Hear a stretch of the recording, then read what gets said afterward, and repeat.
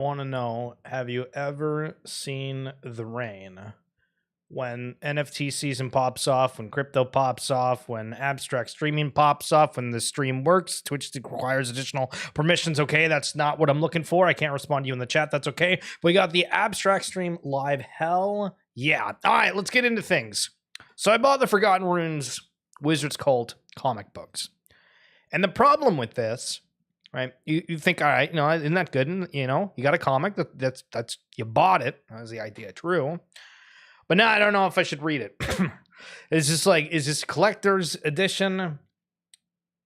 There's some sort of thing somewhere where there's something in the game itself on one of these, not this one, but they use some of the characters. And like, you can buy this eyeball character as a wizard. Crazy. I saw it, dude.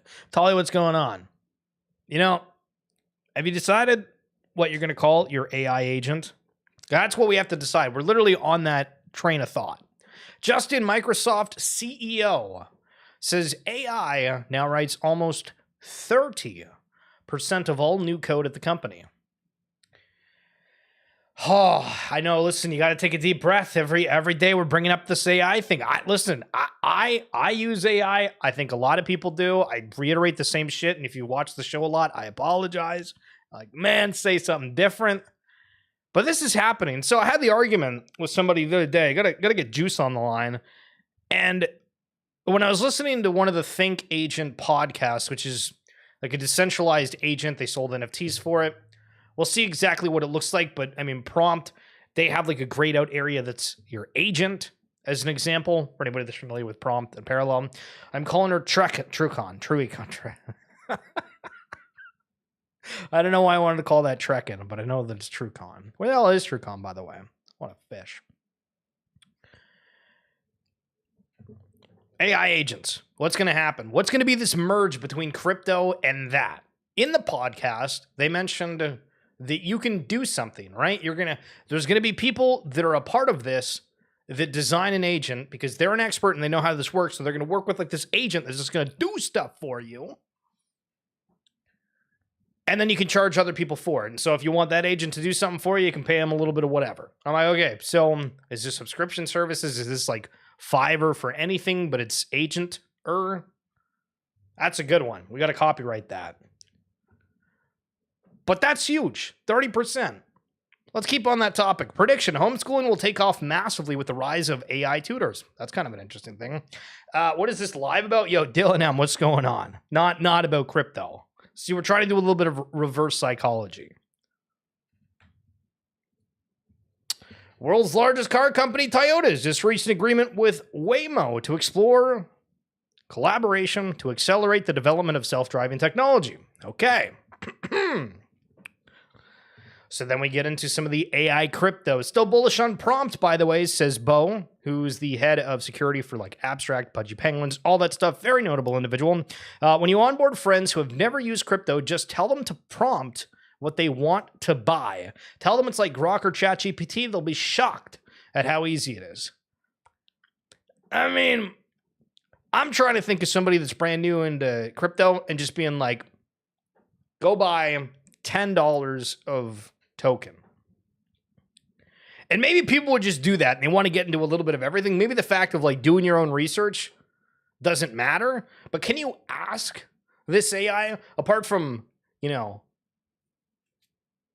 them potentially being biased for some tokens, but getting the idea? Like, can you just say, hey, what cryptos do you think are going to do well?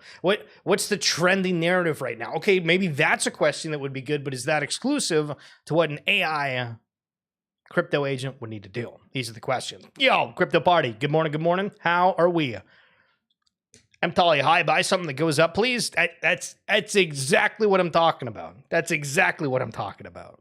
So Felix, who's a part of that Think team, quote tweeting Eric Connor, who says, I think the AI community is about to have its crypto moment. Just like people woke up to self-custody and finance, they'll soon realize they need the same for intelligence itself. Ownership of memory, transparency of logic, and the right to unplug will slowly become demands. No credits. Good morning, you beautiful bastard. So this is an interesting point because, I mean, if we extrapolate a little bit, I saw a post. And listen, I don't credit myself saying, you know, I'm a genius and anything like that. I'm pretty open of like, you know, we look at everybody's opinion. We have a little bit of our own. But, you know, like a sponge, open-minded though. And there was somebody that had this big thread on TikTok. And they were like, you would be shocked at how much access you give TikTok as an example when you just simply download the app, from your exact location to full use of your camera, all this other stuff. Now, that could have been a propaganda piece, absolutely, but you know, benefit of the doubt, okay, we've heard it. TikTok has way too much access to certain things. So what does it look like when we need to have this decentralized aspect within AI? As we know, people are already questioning certain things around there.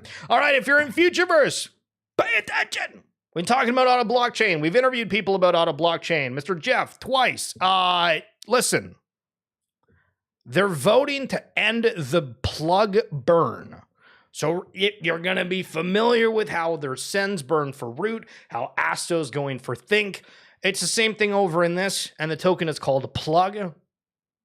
And Otto's working with Ripple custody. There's a whole slew of stuff. And the idea is that a lot of Web 2, massive Web 2 companies, from what they've alluded to, are working with Ripple custody, right? And it potentially runs through this.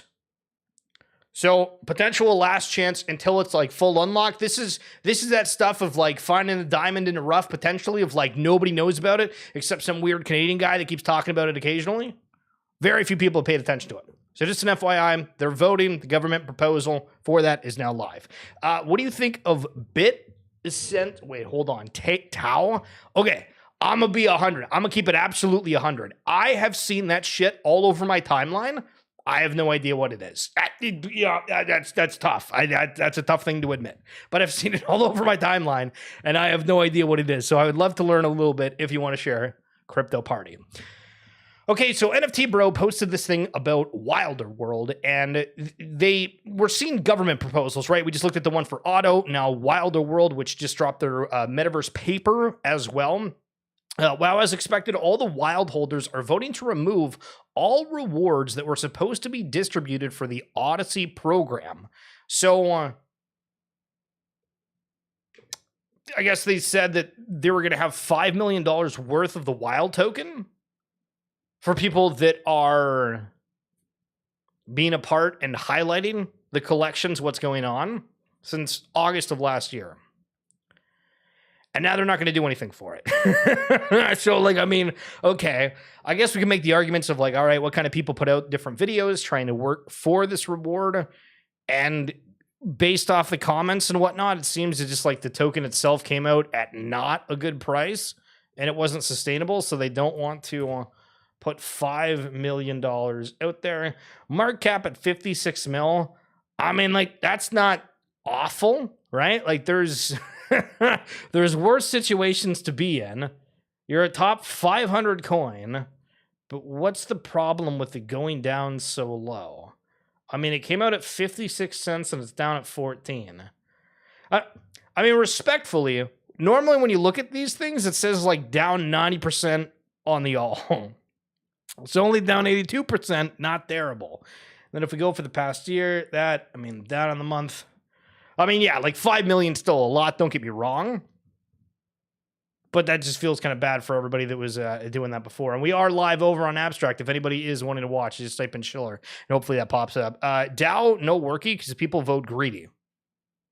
This is why I don't credit as the alpha. Mark Cuban, executive producer of X Defiant, which is like a first-person shooter game. It was super viral for like a moment, trying to be like the Call of Duty killer. They had like a beta, then they stopped it, and then they opened it up like a year later. Something it had interest, and then they weren't doing updates, and they just said like, yeah, we're gonna cut it short. Or sorry, they were doing updates, but then they realized like it wasn't gonna be sustainable. Either way, Mark Rubin says Call of Duty focus is, in quotes, making the most money possible, and says COD used to be about quality. I mean, like, that's kind of the video game industry right now. And I mean, everybody's trying to be greedy. There's no credit says. So why not bring it to Web3 where everybody's greedy? Hooray! That's what we're looking for. True. Now officially on the other side of an election, talking about Canada, change is inevitable for crypto in Canada. Join us live with the nation's industry leaders as they dive into what's next. So, on May 14th and 16th, we've highlighted a little bit, but consensus is happening in Toronto. Now, these got some big-ass names from big government officials to just names you would absolutely know if you have just a general interest within crypto. And the question I guess I kind of have about this is, like, I've brought up the fact that it feels like Canada's never brought up in any of those crypto conversations. And their main stage talk is how Canada can lead again. So we have the Coinbase Canada CEO, Blockchain Research Institute co-founder, the CEO of Noble, not sure what that is, and the CEO of ShakePay, which I think is like a crypto exchange. And Coinbase, we know what that is, and Alan's research, obviously. What's going to come out of this? Is everybody saving for these massive announcements? Okay, so this is crazy. I was searching. I have no idea what the hell I was searching, but X, if you've ever looked up something, if you've typed something similar, no, I remember what it was. It was Crypto Canada. Yeah. It was like Crypto Canada, something along those lines, because I was like, if there's news happening, like, I should be looking at this, trying to do research, trying to find it. And so I had a post that I made pop up from March 30th of 2023. So 2 years ago, it says news is focused on Elizabeth Warren's anti-crypto campaign. Remember when that was a thing? Holy smokes. In Canada's House of Commons question period today, are the Liberals going after crypto soon? And they're the party that just won. I have no idea what this clip is. I didn't listen to it, but we posted it back then.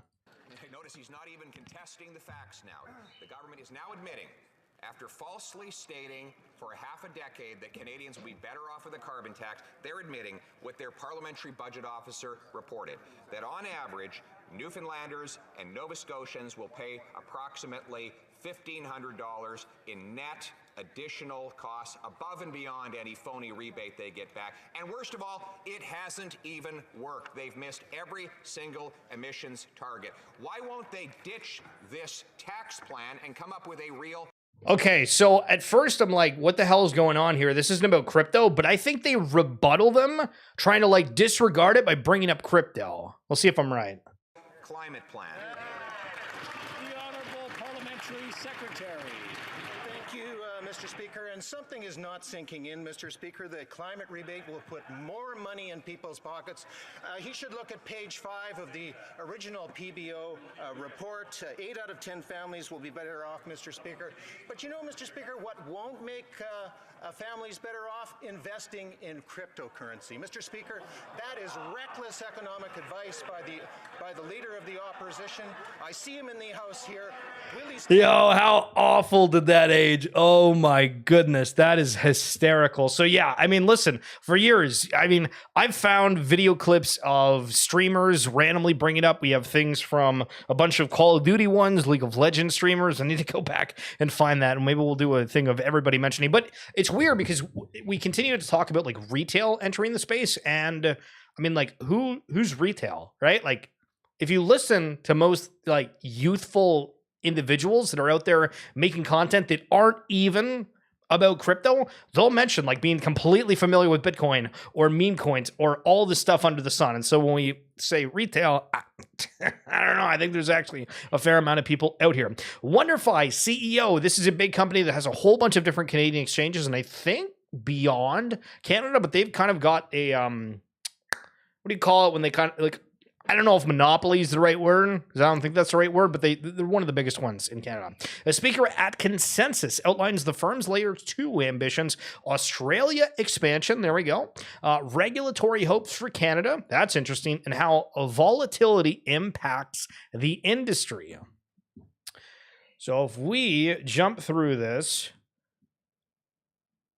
CEO Skirka says Canada's regulatory focus may be stifling innovation, pushing projects offshore, something his company is actively working to change. So if we do regulation, Skirka isn't stopping in Canada. He's looking to expand its company's reach to other regions, starting with Australia, a country Skirka describes as having a clear, concise regulation and a strong crypto adoption rate. Australia was a really good market for us to target initially, and from there, we'll really look for other markets.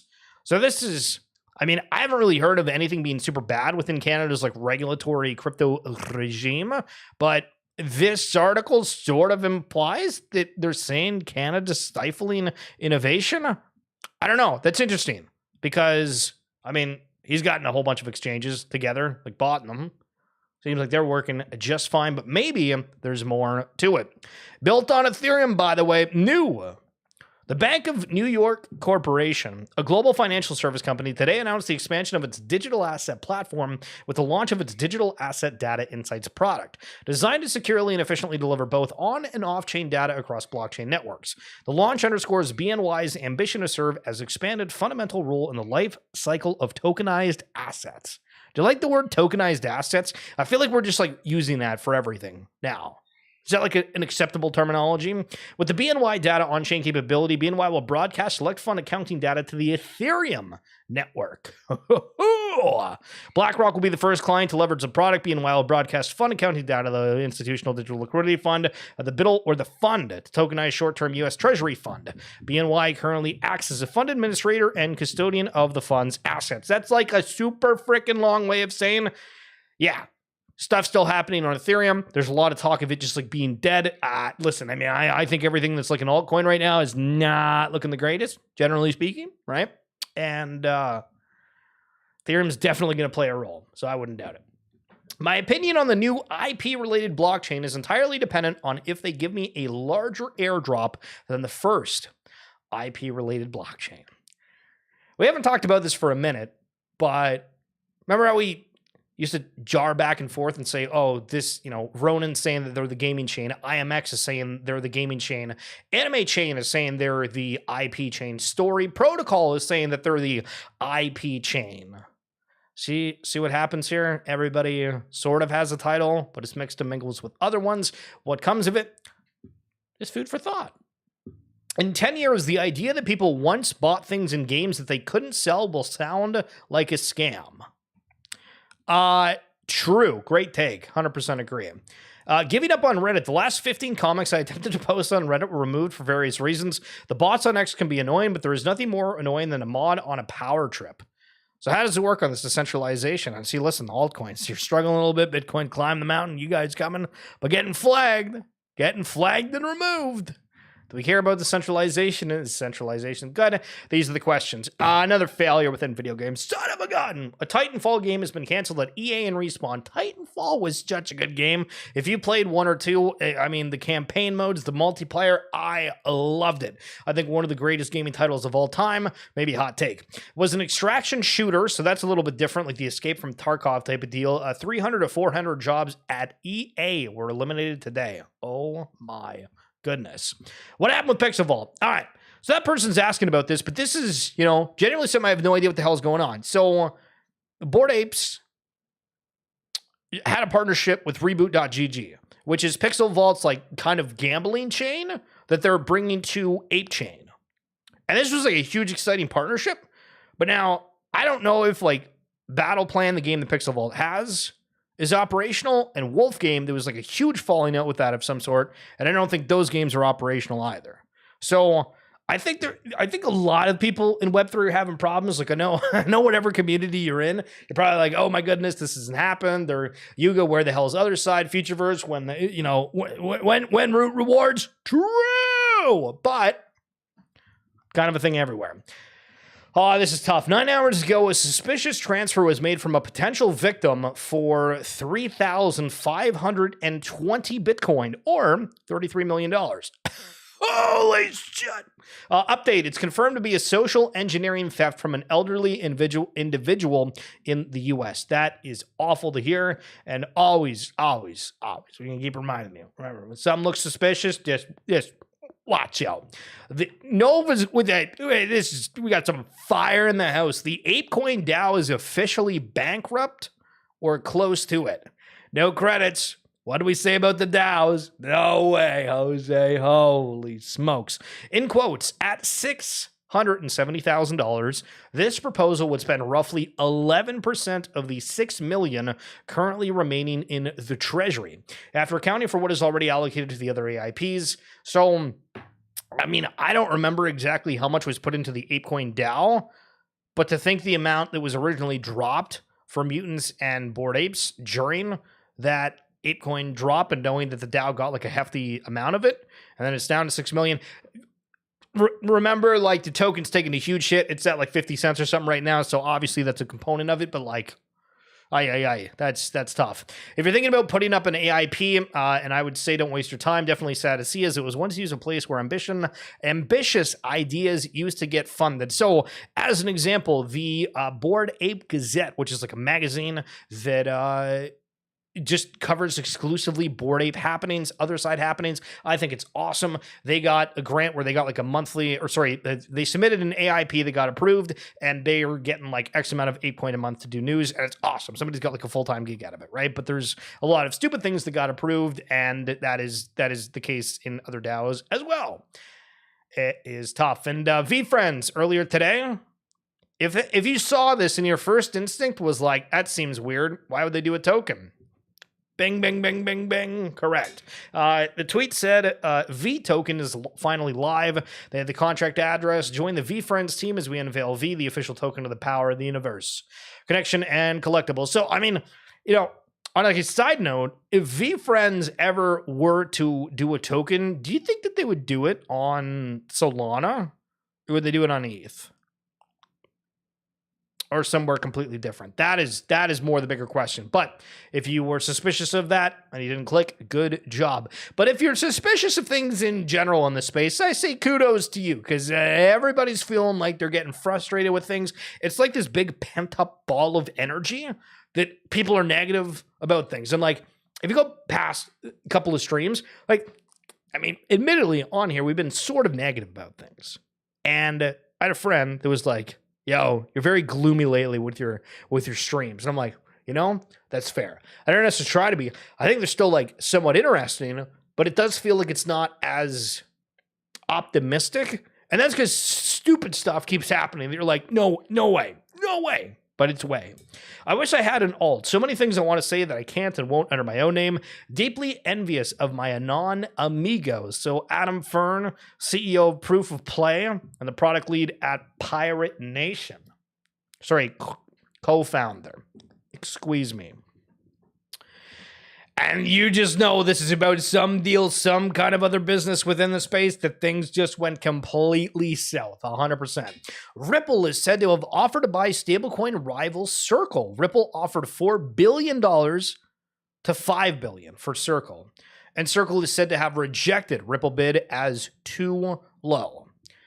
So then conversations started happening in this, where I saw Crypto Eddie make a post about, this was probably like a while ago before some other acquisitions from Circle. So the desire would be even more pricey to acquire now. And that's an interesting take. And we'll just have to wait and see what happens. But big players are wanting to make acquisitions here, realizing what sort of things are happening within the industry. As per usual, as you guys know, we do the RWA Segments podcast. If you want to check it out, whether you watch or listen, on Apple Podcasts, on Spotify, all the different platforms, and look up RWA Segments, these are all just conversations with me and other individuals. If you're looking for something that's a little bit different, focusing on that real world asset side of things, people tokenizing, real estate, Pokemon cards, all that stuff, talking with a kind of different audience than what we do here with the Solo Bolo, and would love for you guys to do that. You can also check out the link in the description below on YouTube or on my bio on X if you want to find it a little bit easier. But that is it for this edition of XFeed. Thank you so much for coming on through. I'm Tolly Dylan M. Crypto Barty. No gratitude. Yeah, brother. Appreciate you guys. We'll talk soon.